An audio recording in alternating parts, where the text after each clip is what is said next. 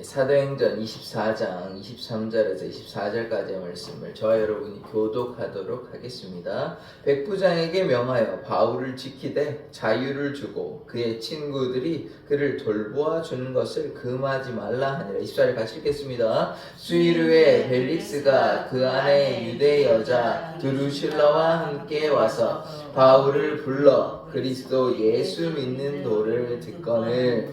아멘. 우리가 예수 따라가는 인생 되게 하여 주시옵소서. 아멘. 예수 그리스도의 이름으로 기도드립니다. 아멘. 아멘. 이 바울의 재판은 이렇게 끝이 납니다. 더둘로라는 이 연설가가 바울의 죄목을 드러냈지만 바울은 아무 잘못이 없기 때문에 거기에 대해서 조목조목 반박을 하며 유대인을 선동한 일도 없고 성전을 더럽힌 일도 없다 이렇게 이야기를 하고, 그들이 나사렛 이단이라고 하지만 그것이 이단이 아니라 그가 양심을 가지고, 바울이 선한 양심을 가지고 조상의 하나님을 믿었다라고 그렇게 다 하나씩 다 대응해서 이야기를 하고, 결과가 명확하게 나와 있지는 않지만 바울에게 만약에 죄가 있었다면 바울, 누가 봐도 이 바울은 죄인이기 때문에 감옥에 투옥하라든지 벌을 받아야 되는데 이런 얘기가 전혀 없습니다. 그래서 명확하게 나와 있지는 않지만 우리가 이 재판을 통해서 깨달을 수 있는 것은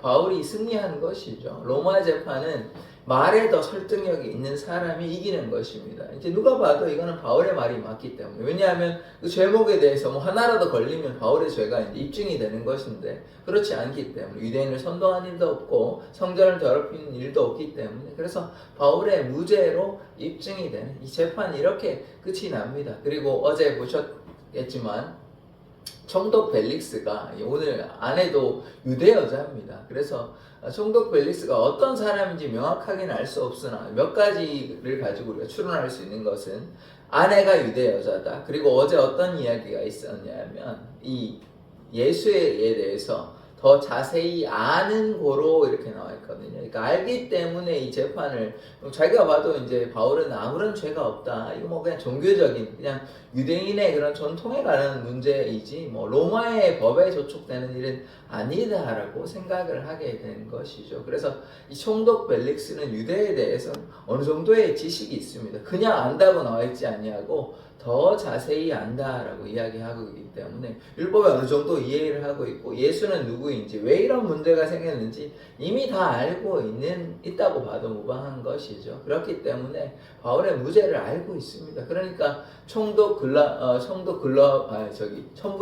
글라우디오 루시아가 오면 그때 이제 처결하겠다, 그때 이제 정리하겠다, 이런 얘기를 하는 것이거든요. 그러니까 이 말은 무엇이냐면 바울이 무죄다 얘기를 하는 것이에요. 표면적으로 이렇게 드러내서 이야기는 하지 않았지만 바울의 죄가 있었다면 이 총독이 봤을 때 그래, 바울은 죄가 있다, 너네 말이 옳다, 사내들인 공회의 말이 옳다, 유대인들의 고발이 옳다라고 이야기를 하겠지만 그렇지 않아요. 바울의 말이 훨씬 설득력이 있고, 더둘러의 말은 그냥 무고하게 억울하게 이제 고발한 것에 불과하기 때문에, 그래서 이런 재판은 끝이 나게 되는 것입니다. 그래서 이 재판을 통해서 우리가 하나 깨달을 수 있는 것은 무엇이냐면, 우리가 잘못이 없이 억울하게 이제 그런 일을 당할 때 있잖아요. 그런데 이제 총독 벨릭스라고 생각하지 마시고, 하나님께서 이 다윗을 보면, 시편에 보면 초반에 하나님을 어떻게 묘사하냐면 심판자로 묘사합니다.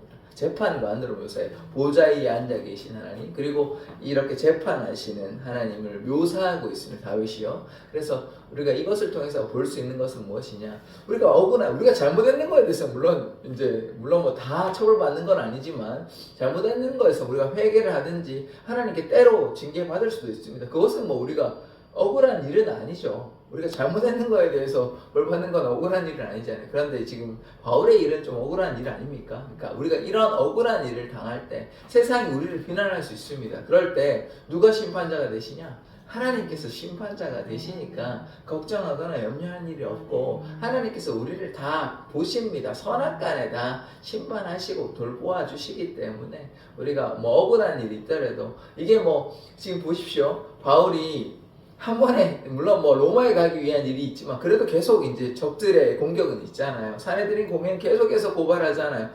지금 천부장이 얘기했을 때도 또 뭐라 그러고 또 총독한테도 가고 이렇게 계속해서 우리를 비난하고 억울하게 그런 일을 당하지만 우리가 거기에 좌절하지 마시고 하나님은 나의 편, 하나님은 우리의 편이 되시기 때문에 여호와께서 내 편이 되신다는 사실을 기억하고 좀 억울한 일이 있더라도 하나님이 아신다, 하나님이 아신다 이런 마음으로 살아가셨으면 좋겠습니다. 아신다는 것은 그냥 알고 있다가 아니라 지금 뭐 최근에도 보시면 뭐 좀 적절한 예가 될지는 모르겠지만 이란이 이런 문제가 일으킬 때 지금 트럼프 대통령이 이제 개입하려고 군사적으로 개입하는 어떤 뭐 결과는 또 지켜봐야 되겠지만 제가 이 얘기를 왜 하냐, 하나님이 그냥 알고 있는다는 것이 아니라 군사적으로 지금 트럼프가 대통령이 미국이 개입을 하듯이 하나님께서 개입하십니다. 하나님께서 문제를 해결하여 주십니다. 가만히 그냥 내팽겨 주시는 것이 아니라 가만히 보고만 계시는 것이 아니라 필요한 순간에 하나님이 개입하셔서 문제를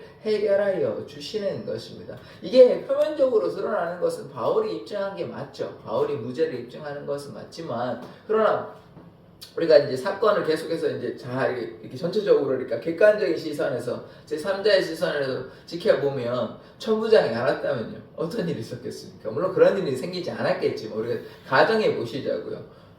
그냥 맞다가 죽었어요. 구타당해서 죽었습니다. 바울은.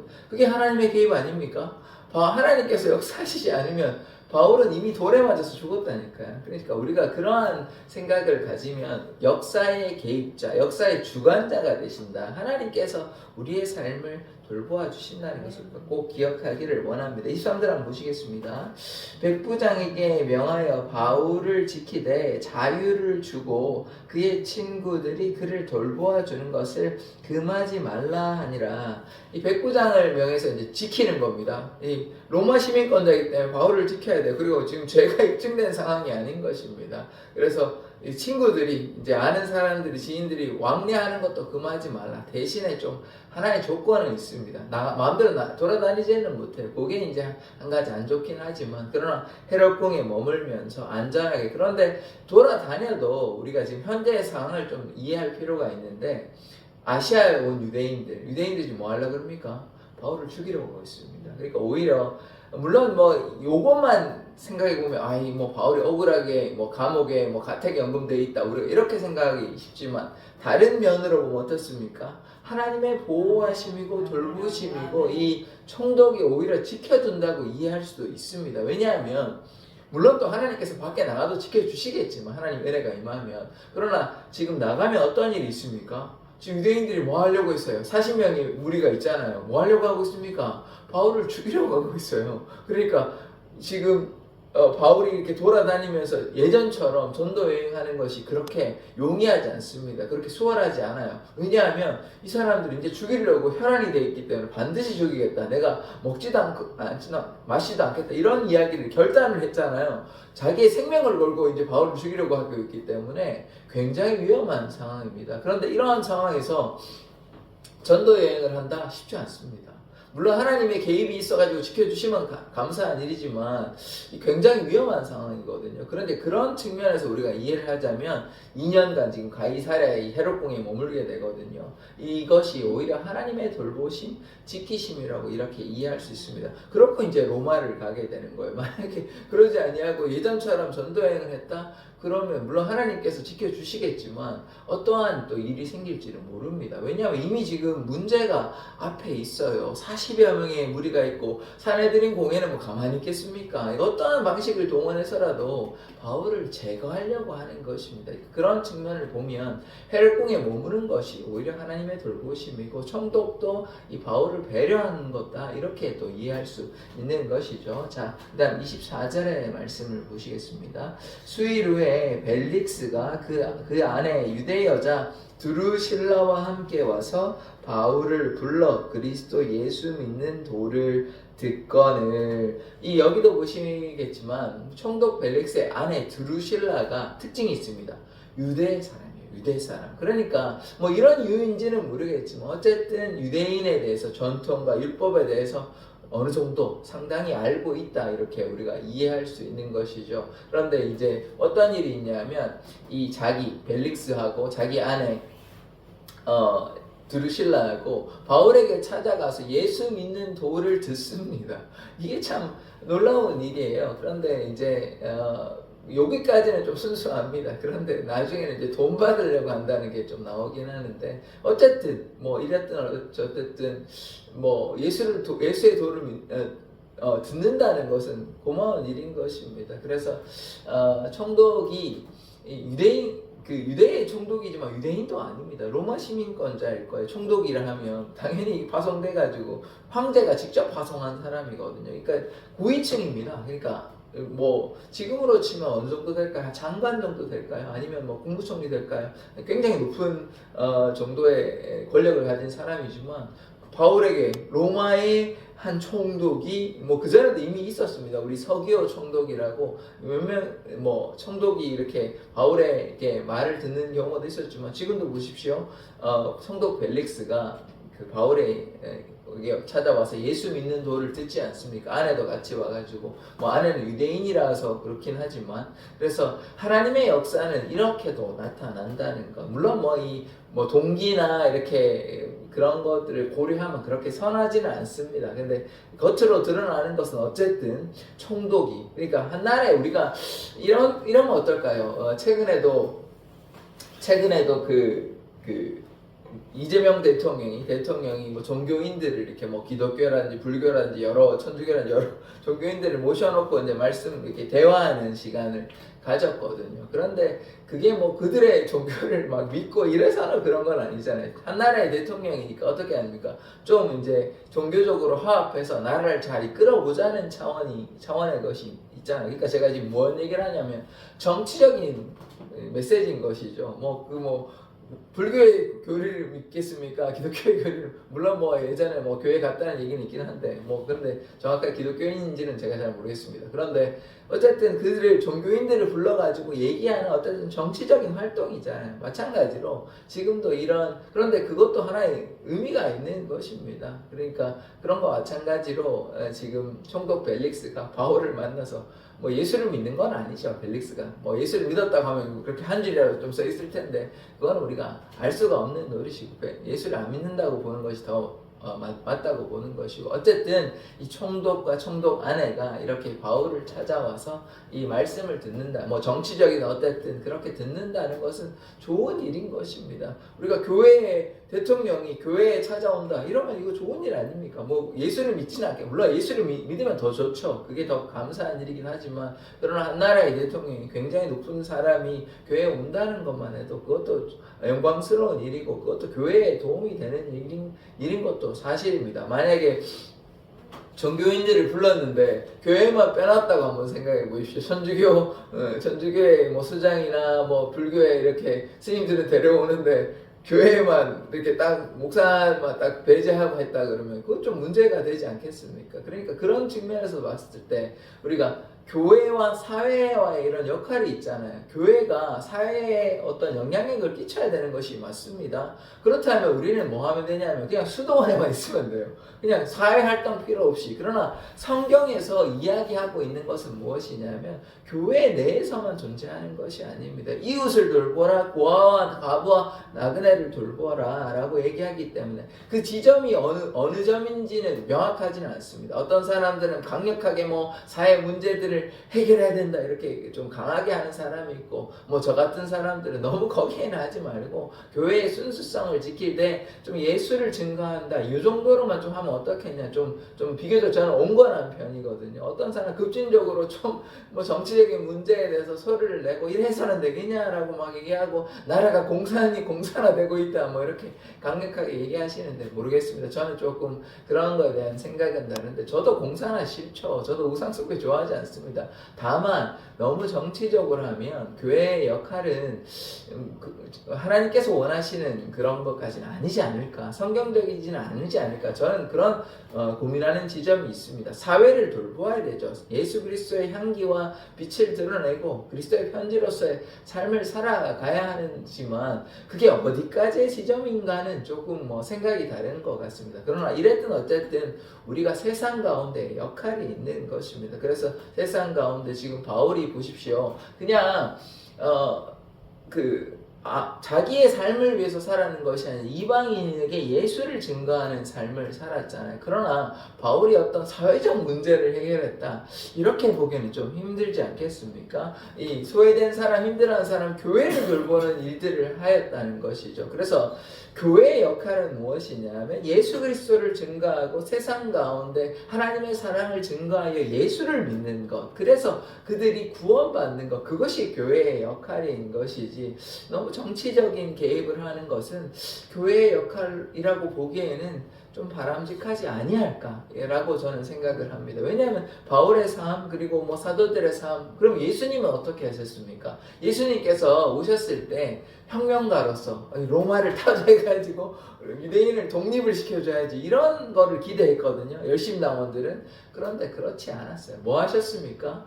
예수님께서 하나님의 나라, 회개하라 천국이 가까웠느니라 얘기하시고, 고아와 과부와 나그네 가난한 자, 소외된 자, 질병을 고쳐주시고 귀신을 쫓아내시고, 또 무엇보다 하나님의 나라를 증거하시며, 그래서 결국은 예수를 따라가는 삶이 중요하다, 이런 것을 이야기하신 것 아닙니까? 그러니까 그렇다면 예수께서 그러하시고 예수의 제자가 그러하시고 바울 사도가 그러하다면 교회가 어떻게 해야 되겠습니까? 성경이 그러하다면 우리가 너무 그런 제가 침묵해라 이런 얘기는 아닙니다. 우리가 어느 정도의 역할을 해야 되지만 그 역할이 너무 깊숙하게 개입돼가지고 그렇게 하는 것은 조금 자제해야 되지 않을까, 저는 그런 생각을 하게 됩니다. 그러면 요즘 이 재판 한번 끌어다 보십시다. 그러면 그만하겠습니다. 제가 얘기하면 또 이 정치적인 발언을 계속 하게 되고, 그럼 얘기하겠습니다. 이게 거느끼면 조금 짧게만 간략하게 얘기하겠습니다. 이름은 제가 밝히지 않겠습니다. 어떤 목사님이 지금 정치적인 이유로 감옥에 가 있거든요. 아실 분은 아시는데 제가 이름을 밝히지 않겠습니다. 근데 그런 사건이 지금 현대적으로 지금 이 바울의 재판을 끌어들이면 이게 어떤 거냐, 우리가 고민해야 될 지점이 있거든요. 왜냐하면 한 교회에 어떤 분들은 굉장히 교회에서 영향력이 있고 하나님의 나라를 위해 헌신하고, 이 목사님 저도 그 부분에서 굉장히 존중하고 존경하는데, 왜냐하면 복음의 헌신을 가지고 많은 사람들이 전도한 거는 사실입니다. 그래서 교회가 확장된 것도 사실이에요. 그런데 다른 한편으로 정치적으로 좀 깊숙이 관여한 것도 사실이거든요. 그러니까 우리가 그 사람들 데리고 지금 이를테면 이제 재판하는 것 아닙니까? 세상에 더들로라는 사람하고 교회의 사람들과 서로 이제 그 목사님하고 세상하고 재판했을 때 지금 이 바울의 재판하고 똑같으냐라고 봤을 때 똑같지는 않다. 바울이 그냥 복음을 전하기 위해서만 애를 썼지 로마에 항거해가지고 이거는 잘못됐다, 정치적으로 깊숙이 하고, 이건 아니잖아요. 복음만 증거했잖아요. 그러니까 죄가 없는 거예요. 그런데 지금 그 목사님에 대해서 제가 있다 없다라고 얘기하기는 제가 조심스럽지만, 제가 다시 말하자면 그분을 비난하려고 하는 것이 아닙니다. 현상이 있는데, 이러한 현상이 있는데 이 현상과 지금 바울의 재판과 동일하냐? 는 좀 아닐 수 있다라고 저는 생각을 합니다. 복음만을 증거했다면 당연히 억울하죠. 그리고 당연히 그거는 해야 되지만 조금 정치적인 개입을 어느 정도 하지 않았나. 그러면 이 지금 현대판 더들로가 사법부잖아요. 검사잖아요. 봤을 때 물론 이렇게 나오시겠지만, 집행유예 정도로 나오시겠지만, 어떤 좀 과도한 면이 있다고 저도 생각을 합니다. 어떤 종교인이 그런 걸 가지고 그렇게 이제 했으니까, 정치 활동했다, 교회가 종교 분리가 있는데 너무 정치적인 활동을 했다, 선거에 개입했다, 이런 걸로 구속시켜 버렸는데, 그런데 현대판 더들로는 그거를 문제 삼는 거예요. 그러니까 지금 바울이 만약에 회당에서 활동을 하고 유대인들을 선동해가지고 로마의 이 폭거에 대해서 이렇게 우리가 뭘 해보자고 했다면 책임을 져야 됩니다. 바울이 자유롭지 않아요. 왜냐하면 그런 활동을 했기 때문에. 근데 그렇지 않았잖아요. 오로지 복음을 증거했단 말이에요. 그거를 지금 현대에 적용하자면 제가 조심스럽습니다만은 조금 이렇게 다르지 않을까요? 지금 제가 그분 다시 말씀드리지만 제가 그분을 뭐라고 하는 게 아닙니다. 저는 그럴 자격도 안 되고 다만 말씀을 우리가 보자는 거예요. 말씀이 이러한데 지금 현대의 이런 사건과 지금 예전에 바울의 재판과 비교해 보면 어떠한 차이가 있고 우리가 어떠한 메시지를 우리가 깨달아야 되는지를 본다면 우리가 분명히 깨달을 수 있는 부분이 있다는 겁니다. 정리하자면 뭐냐면 복음을 위해서 교회는 복음을 위한 공동체, 예수 공동체가 되어야 되는 것이지 정치 공동체는 아니지 않을까 생각합니다. 왜냐하면 제가 근거를 얘기하잖아요. 예수께서도 그러시지 않았고 예수의 제자들도 그러시지 않았고 바울도 그러지 않았고 오늘의 장면에서 바울의 재판도 그러지 않았기 때문에 이 자유하고 무죄인 것입니다. 그런데 만에 하나 이 정치적으로 개입을 해가지고 로마에